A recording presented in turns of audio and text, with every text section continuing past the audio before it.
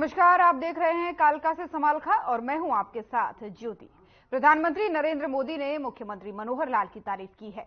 PM विकसित भारत संकल्प यात्रा कार्यक्रम के दौरान देश भर के लाभार्थियों से संवाद कर रहे थे और प्रधानमंत्री जो है वो रोहतक के अजायब गांव के लाभार्थियों से भी प्रधानमंत्री संवाद कर रहे थे।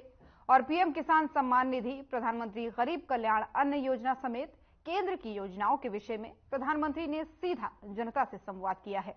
प्रधानमंत्री ने की मुख्यमंत्री मनोहर लाल की मजबूत आदमी होने की तारीफ की है और उन्होंने कहा है कि हर वक्त पात्र लाभार्थियों के हक के लिए सीएम मनोहर लाल आगे रहते हैं।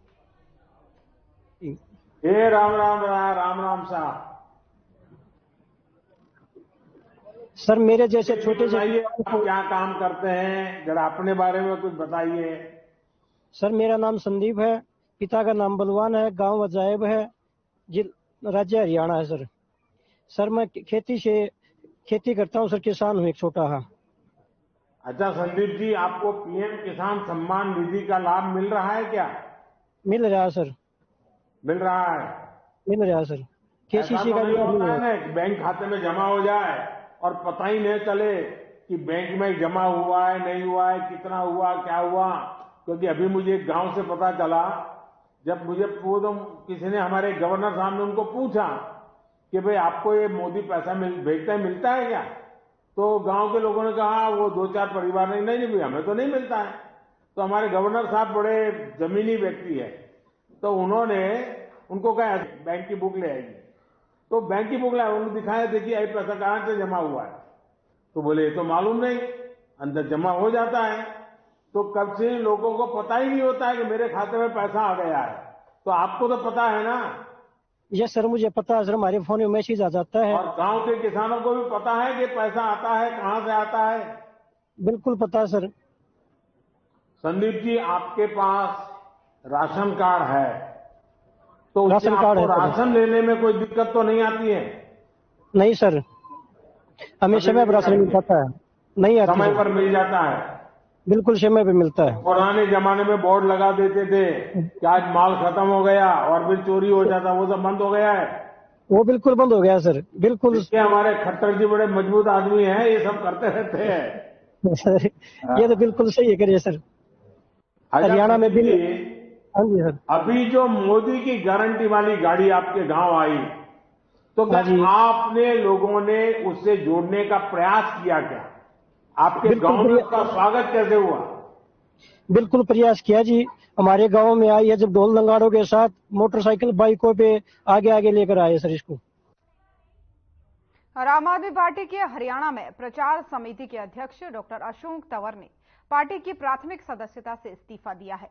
आपको बता दें कि अशोक तंवर ने दिल्ली के मुख्यमंत्री अरविंद केजरीवाल को लिखे पत्र में कहा कि आपकी पार्टी की कांग्रेस के साथ बढ़ती नजदीकी के चलते मेरा जमीर मुझे आपके साथ रहने की इजाजत नहीं दे रहा है, इसलिए मैं पार्टी की प्राथमिक सदस्यता से इस्तीफा दे रहा हूं। मैं देश का एक जिम्मेदार नागरिक होने के नाते और छात्र जीवन से ही राजनीति से जुड़ा रहा हूं और मेरे अपने देश के संविधान पर हमेशा भरोसा रहा है। मैं देश और प्रदेश की तरक्की के लिए काम करता रहूंगा।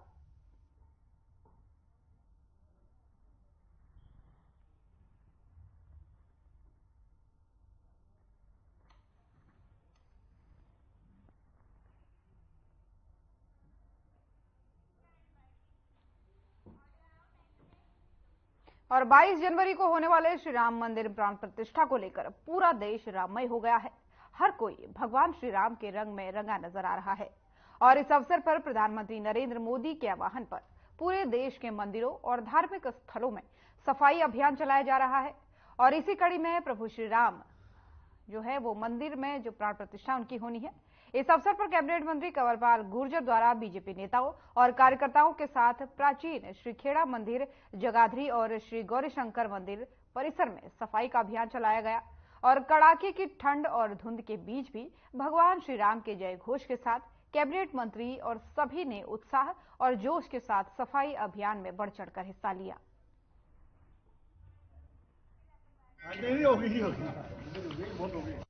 माननीय प्रधानमंत्री जी ने जो हमारी श्रद्धा है मंदिरों के प्रति, हमारे देवालयों के प्रति, उनमें सभी लोग राम जी की जो प्राण प्रतिष्ठा रही, तो उस विचार की भी प्राण प्रतिष्ठा होने लग रही है कि उस विचार को और मजबूत करें। जो हमारी संस्कृति है, हमारा कल्चर है कि हम अपने मंदिरों में जाएं, वहाँ सफाई करें और सारी व्यवस्थाओं को ठीक करें।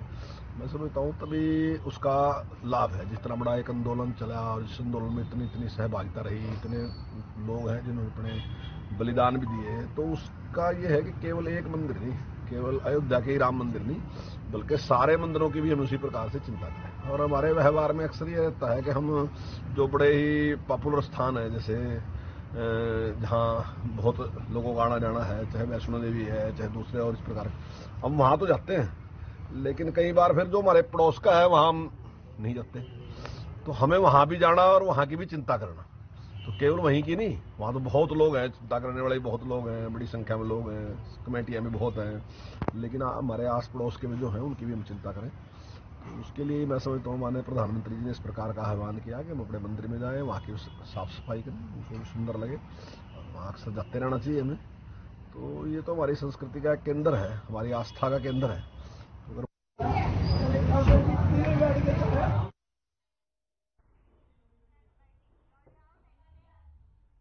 अम्बाला में कष्ट निवारण समिति की बैठक का आयोजन किया गया और बैठक बनवारी लाल की अध्यक्षता में की गई। इस दौरान जो है वो 15 शिकायतों पर उनके सामने रखी गई, जिसमें से 11 का निपटारा मौके पर किया गया और 4 को पेंडिंग रखा गया है। वहीं डीआरओ की ज्यादा शिकायतें मिलने के बाद से सरकार को इस संबंध में लिख दिया गया है कि निगम अधिकारी को काम कर 1 हफ्ते में रिपोर्ट देने को कहा गया है।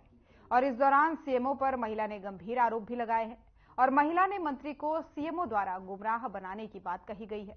वहीं नगर निगम समेत कई विभाग के अधिकारियों को कम करने और सख्त निर्देश इसके दिए गए हैं। कृष्ण निवारण समिति के सदस्यों द्वारा रखी गई मांगों पर उन्होंने निगम को काम करने के निर्देश दिए हैं और 1 हफ्ते में रिपोर्ट मांगी है।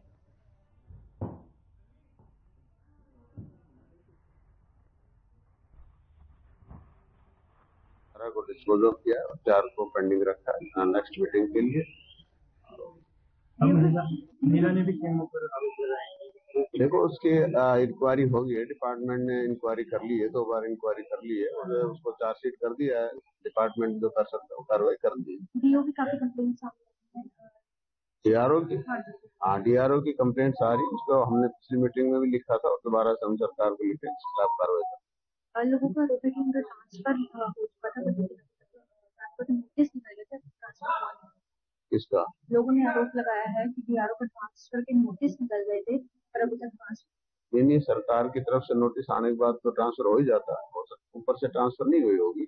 हमने लिखा था सरकार को ट्रांसफर करने, दोबारा से इसकी ट्रांसफर के लिए लिखेंगे। मैडम को मैंने कहा है दोबारा से। सर पंचायत की जमीन को लेकर भी सर एक मुद्दा आया पंचायत डिस्प्यूट आपस में क्या है कि सरपंच ने लिख के दिया है कि भाई दूसरी जगह बना लो, एक जो संस्था वो कहती है वही बनाएंगे, तो डिस्प्यूट है, उसके लिए इंक्वायरी एसडीएम के अंदर की है और एक जो हमारा क्लियरेंस कमेटी का जो मेंबर है उसको भी उसमें लगाया ताकि उसका क्लियरेंस आ जाए।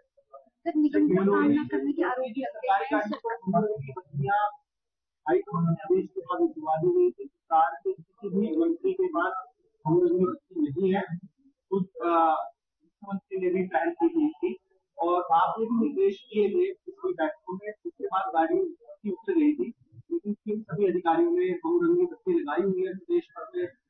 देखो ऐसा है, अगर कोई आपके पास तो ऐसा है तो उसका मेरे पास कुछ भेजे, हम उसकी कार्रवाई करेंगे। सर नगर निगम पे काम न करने के आरोप लगते हैं, टेंडर नहीं लगाने के आरोप हो रहे हैं, आज नगर निगम को आज हमने दिया आदेश, मैडम को एडीसी को कहा है कि इनके बुला करके इस पर कार्रवाई करें, क्यों नहीं लगाएगा, क्या दिक्कत है, उस पर कार्रवाई करने के लिए मैंने कहा है।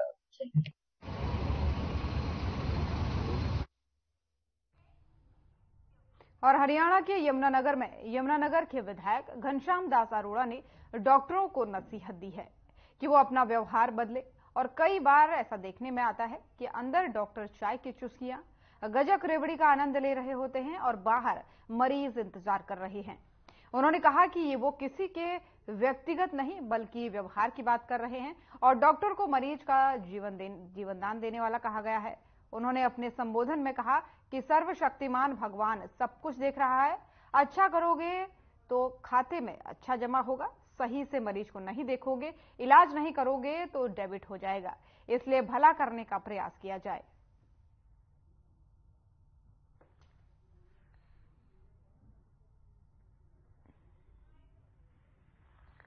देश के प्रत्येक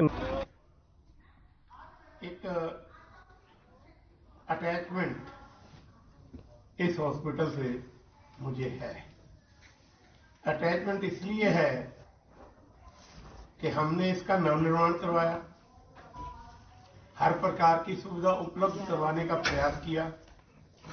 जो मेरे डॉक्टर मित्रों ने और बच्चों ने, मेरे मित्र भी हैं, बच्चे भी हैं, उन्होंने मुझे अपनी समस्याओं से अवगत करवाया तो उनको मैंने विधानसभा में उठाया।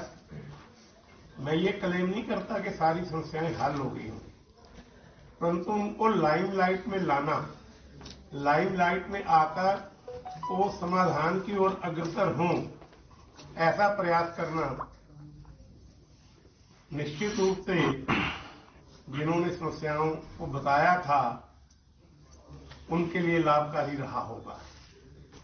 और मैं तो एक बार बड़ा हैरान हुआ, एक एमडी डॉक्टर हैं, गुड़गांव में हैं, मुझे नाम तो नहीं पता उनका, वो उनका फोन आया, कहने लगे आपने हमारी बात उठाई, हम आपका धन्यवाद करना चाहते हैं और आपको मिलना चाहते हैं। मैंने कहा भैया जब मैं गुड़गांव आऊंगा मिल लेना, मैं आपको बता दूंगा। अर्थात किया हुआ काम बहुत दूर तक आदमी की ख्याति को पहुंचाता है। इसलिए मेरा सभी डॉक्टर से ये निवेदन है, प्रार्थना है कि वो यदि कोई भी एक नेक और अच्छा काम करेंगे तो वो उनकी ख्याति को बहुत दूर तक पहुंचाएगा, उनके नाम को बहुत दूर तक पहुंचाएगा। कई बार मन में ये विचार आ जाता है मैं कर रहा हूं, कौन देखेगा? सब नोट करते हैं, सब देखते हैं, और यदि कोई भी न देखे तो सर्वशक्तिमान ईश्वर तो सबके ऊपर अपनी नजर बनाए हुए, वहां आपके खाते में बहुत कुछ जमा हो रहा है, क्रेडिट हो रहा है। अब आपने क्रेडिट करवाना है या डेबिट करवाना है, ये आपने विचार करना है, सोचना है। आपके मन में ये विचार आता है डेबिट कैसे हो सकता है?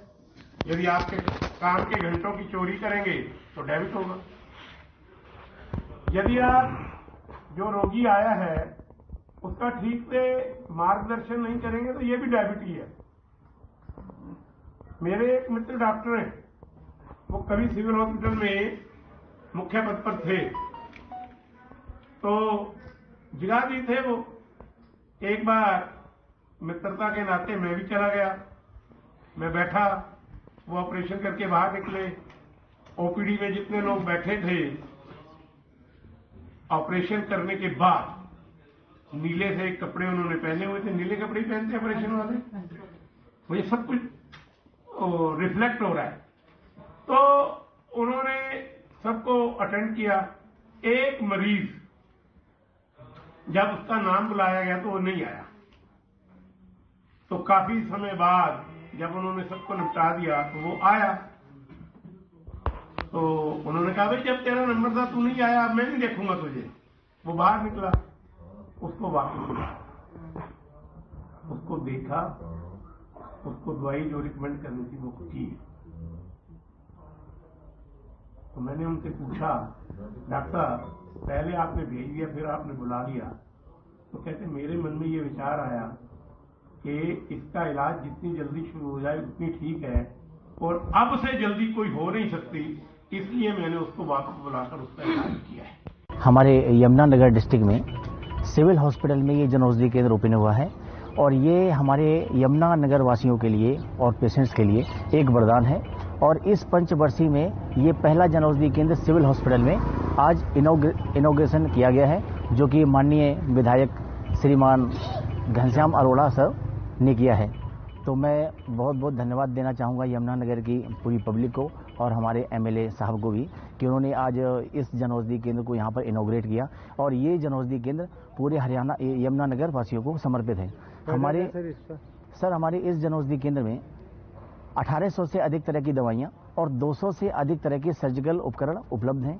इन दवाइयों में डायबिटिक, बीपी, एंटी कैंसर व समस्त तरह के रोगों की जो दवाइयां हैं वो 50 से 80% की कम कीमत में आम पब्लिक को, आम जन को मुहैया कराई जाती हैं। इन दवाइयों में यदि हम सिर्फ 2 या 3 मेडिसिन ही उठाकर देख लें एक बेसिक लेवल पर, कि जैसे गैस्ट्रिक की मेडिसिन में हमारे कई तरह की मेडिसिन आती हैं, डायबिटिक, ये पेंटाप्राजोल, रेबिप्रोड प्लस डोमपेरिडोन, और इसके साथ साथ जो इसमप्राजोल है। तो ये मेडिसिन आमतौर पे अगर बाहर देखेंगे कि एक मेडिसिन की स्ट्रिप की जो कॉस्ट है वो 150 रुपये से लेकर के 250-300 है, उसके ऊपर भी है। और यही पेंटाप्राजोल प्लस डोमपेरिडोन हमारे यहाँ सिर्फ 22 रुपीज़ की कॉस्ट में आता है। तो जो मेडिसिन का रेट है आप देखेंगे कि कहाँ पर 22 रुपीज़, और एक तरफ आप देख रहे हैं कि 250-300 या उससे भी ऊपर। सिर्फ यही नहीं, यदि मैं डायबिटिक की मेडिसिन की बात करूं, जो ग्लार्जिन नाम का इंजेक्शन आता है वो आमतौर पे मार्केट में 750 रुपये से लेकर के 1100-1200 रुपये की कॉस्ट में है, और यही जन औषधि केंद्र में सिर्फ 340 रुपये की कॉस्ट में मिलता है। तो सिर्फ यही नहीं कि इतनी जो मेडिसिन की रेंज हमारे जन औषधि केंद्र में है वो आम पब्लिक के लिए एक वरदान है, और कम से कम रेट में उन लोगों को मेडिसिन भी मिलेगी, और इसके साथ साथ जो इस पैसे की बचत वो करेंगे वो अपने घर में अच्छे काम में लगा सकते हैं, बच्चों की पढ़ाई में लगा सकते हैं, फल फ्रूट्स में लगा सकते हैं, और जीवन यापन में लगा सकते हैं। कभी 10 मिनट हमें भी दे देना, क्या डाइट लेनी चाहिए बता देना। और दमकल विभाग से होटल और मैरिज पैलेस संचालक एनओसी नहीं ले रहे हैं। 4 को नोटिस हो सकते हैं। नोटिस जारी करके 15 दिन का समय दिया गया है। नोटिस का जवाब न देने पर आयुक्त की टीम यहां कार्रवाई करके सील करेगी।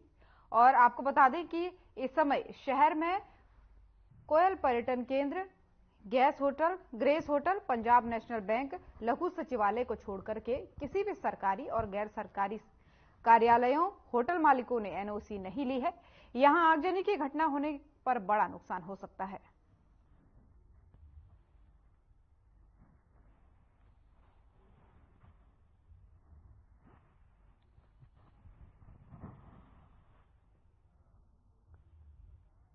जनहित को देखते हुए गंभीर समस्या है ये, क्योंकि किसी भी होटल रेस्टोरेंट में बिना फायर सिस्टम के, बिना एनओसी के चल नहीं सकता। और क्योंकि गैदरिंग होती है, इसमें लोग खाना खाने के लिए आते हैं, इनके पास भट्टियां भी होती हैं, तो कोई हादसा हो गया तो इनके पास सिस्टम होना बहुत जरूरी है, एनओसी होनी बहुत जरूरी है। लेकिन इनके पास ना सिस्टम लगे हुए, ना इनके पास एनओसी है। इनको फाइनल नोटिस दे दिया गया है और इनको हिदायत दी कि आप जल्दी 15 दिन के अंदर कार्रवाई कर लें, अन्यथा आपकी बिल्डिंग सील करने के लिए सरकार को सहायक मंडल अधिकारी को केस आपका भेज दिया जाएगा। नोटिस तो पहले भी दिए गए थे, नोटिस सख्त कार्रवाई हो सकती है। अब सरकार जनहित को देखते हुए बहुत मतलब हम तो समझे कि अच्छा कार्य है ये, कि सरकार ने इसको गंभीरता से लेते हुए निर्देश दिए हैं कि हर एक रेस्टोरेंट, होटल बिल्डिंग में और बैंकेट हॉल में फायर का सिस्टम होना जरूरी है, एनओसी होनी जरूरी है। कौन सी जगह कौन से आज हम पहले दे के आए थे मन्नत होटल को, फिर 7-11 को, अब यहाँ श्री श्याम बीकानेर के पास इनको भी बोल दिया गया है। ये बोल रहे हैं कि हमारे तो कोर्ट में केस है। भी कोर्ट केस अपनी जगह है, लेकिन अगर आपकी एनओसी नहीं हो सकती तो आप इसमें कम से कम फायर का सिस्टम लगा लिए, ताकि कोई दुर्घटना होने पर जान हानि ना हो। एनओसी कब से नहीं इनके पास शुरू से नहीं एनओसी नहीं है। 2-3 बार नोटिस, पहले 2 बार जारी किए जाते, फाइनल नोटिस को दे दिया गया। आगे की कार्रवाई क्या होगी? अब आगे कार्रवाई इन्होंने अपना सिस्टम 15 दिन अपना लिया, ठीक है, इनका केस बना के सहायक मंडल अधिकारी को उनकी बिल्डिंग सील करने के लिए भेज दिया। तो जनता को क्या नुकसान हो सकता है फायर ब्रिगेड के सिस्टम न होने का? जैसे अंदर कोई खाना खा रहा है, कोई अंदर कोई पार्टी हो रही है, तो कोई इनका अग्निकांड हो जाता है तो कोई बंदा बाहर ही निकल नहीं सकता। इनके पास कोई ऐसा सिस्टम नहीं है कि कोई उसमें अपने बचाव के लिए कोई पाइपलाइन चला दे या कोई सिस्टम चला दे। तो जनता का तो नुकसान होगा ही होगा इसमें। तो उपकरण इन्होंने कहीं भी नहीं लगाए हुए? उपकरण इनको फायर सिस्टम लगता है, उनके पास नहीं है। तो क्या कार्रवाई बनती है अगर अंडर सेक्शन की बात करें? अंडर सेक्शन 30-31 के तहत इनको जो बिल्डिंग है, बिल्डिंग ओनर को 3 माह की सजा या बिल्डिंग सील हो सकती है या दोनों हो सकती हैं, और भारी जुर्माना भी हो सकता है। तो आपने विभाग को ऊपर लिख दिया इनके बारे में? हमने आज नोटिस को दे दिया। 15 दिन तक इन्हें रिस्पॉन्स मिलता है तो ठीक है, 15 दिन के बाद बिल्डिंग सील करने के लिए सहायक मंडल अधिकारी को केस भेज दिया जाएगा।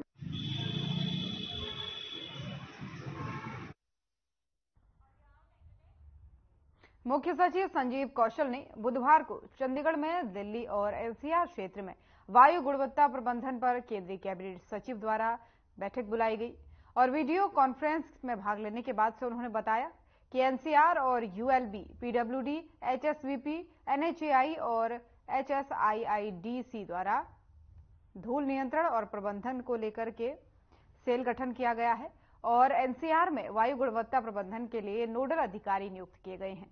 वहीं एनसीआर में निर्माण स्थलों पर एंटी स्मॉग गन लगाई गई है और साथ ही उन्होंने कहा कि 16 जनवरी 2024 तक 738 साइटें पंजीकृत की गई हैं। योजना में BS3 और 4 डीजल बसों को शामिल किया गया है। साथ ही प्रदेश में साल 2023 में 10 साल पुराने डीजल के 185 और 15 साल पुराने 461 वाहनों को जब्त कर लिया गया है और इसी के साथ ही कई अहम जानकारियां भी उन्होंने दी।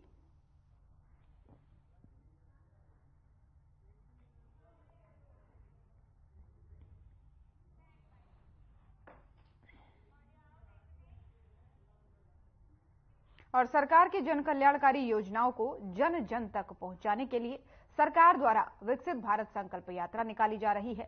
जहां जहां पर विकसित भारत संकल्प यात्रा जा रही है वहां वहां के लोगों द्वारा इस यात्रा का जोरदार स्वागत किया जा रहा है और इसी कड़ी में विकसित भारत संकल्प यात्रा की शुरुआत आज से शहरी क्षेत्र में भी हो गई है और आज ये यात्रा शहर के मनमिहिर नगर इलाके में पहुंची और इस अवसर पर सभी विभागों के अधिकारी भी मौजूद रहे।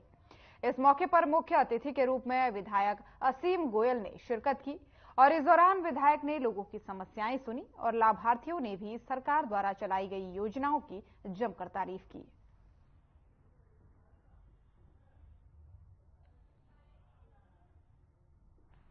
अगले गांव में लगभग 72 हजारों लोगों के साथ जनसंवाद सीधा, उनकी समस्याओं को लेके, विकास के कामों को लेके हर तरीके से बड़ी सार्थक चर्चा है और मुझे लग रहा है कि ये पूरे भारत का सबसे बड़ा एक जनसंपर्क कार्यक्रम पूरे देश के अंदर आदरणीय नरेंद्र मोदी जी ने संचालित करता है और आदरणीय मुख्यमंत्री मनोहर लाल जी ने संवाद जोड़ा है।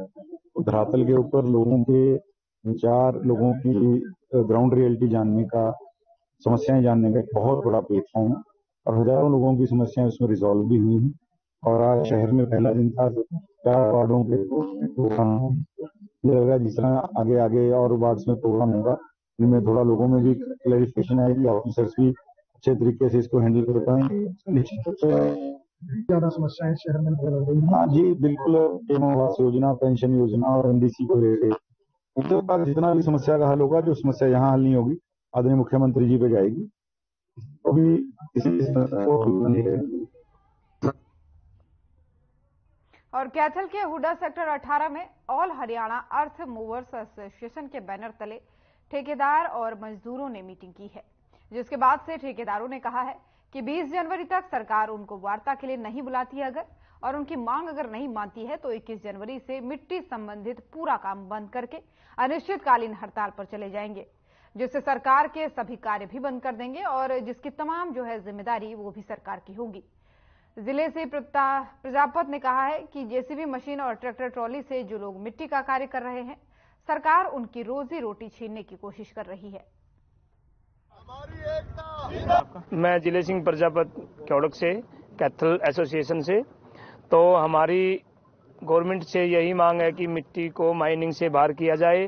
पूरे हरियाणा के अंदर ऑल हरियाणा 20 तारीख से बिल्कुल मिट्टी का काम JCB machine, dumper, trolley, tractor, कोई भी मशीनों से कोई भी काम नहीं करेगा। हमारी महापंचायत में ये निर्णय लिया गया है कि 20 तारीख से बिल्कुल हमारा मिट्टी का, JCB का काम बंद है, क्योंकि हमारी 10 दिन का अल्टीमेटम दिया था तो उसमें हमारी कोई भी सुनाई गवर्नमेंट ने नहीं की है।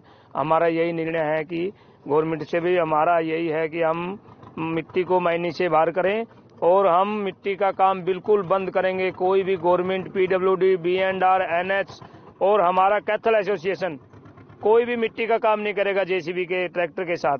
हमारी यही रिक्वेस्ट है गवर्नमेंट से, हमारी मांग को जल्दी से जल्दी सुने और हमारा ये अल्टीमेट है कि हम 20 तारीख को बिल्कुल काम को बंद करेंगे ऑल हरियाणा। इस तरह का जो प्रदर्शन रहेगा 20 तारीख को बंद कैसे करेंगे? सभी साधन एक जगह इकट्ठे करेंगे। 20 तारीख को हम किसी का गवर्नमेंट का या प्राइवेट कोई भी काम नहीं करेंगे, मशीनों के साथ, JCB के साथ, ट्रैक्टरों के साथ, टम्परों के साथ।